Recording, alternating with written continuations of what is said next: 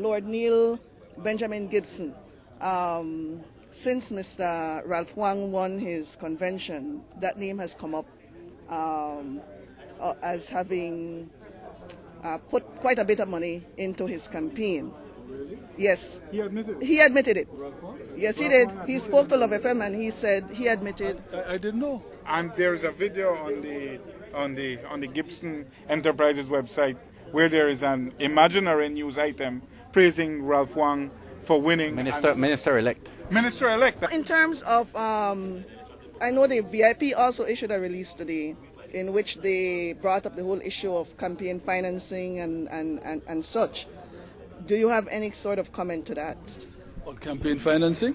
On as it relates to Ralph Wang and his being financed by someone who's been blacklisted by the central bank. His company has been blacklisted by the central bank. Well, I would certainly want to find out from Ralph Wang the extent of the contribution. I don't know that this Lord Neil Gibson has ever been convicted of anything, is persona non grata anywhere. I know that the central bank, I think he has two outfits, one called a bank and trust, and he does offshore, he has an outfit that does offshore services as well.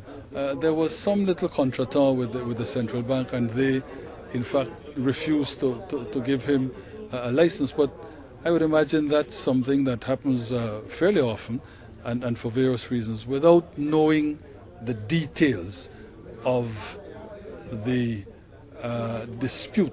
Maybe it's not really a dispute. Without knowing the details of the central bank's decision, I wouldn't want to comment. But is it a concern to you that he is applying influence in your party? I know the Minister of Investment has also written a letter on his behalf, saying that he tried to exculpate him with the central bank.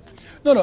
As I understand it, the minister says that he wrote a letter drawing a distinction between the two entities that this Lord Neil Gibson is involved in. I think it was one entity that had a problem with the central bank in terms of trying to get a license, which was refused, but the other, as I understand it, has a license as a sort of international service provider. If that's all the minister did, he didn't do anything wrong.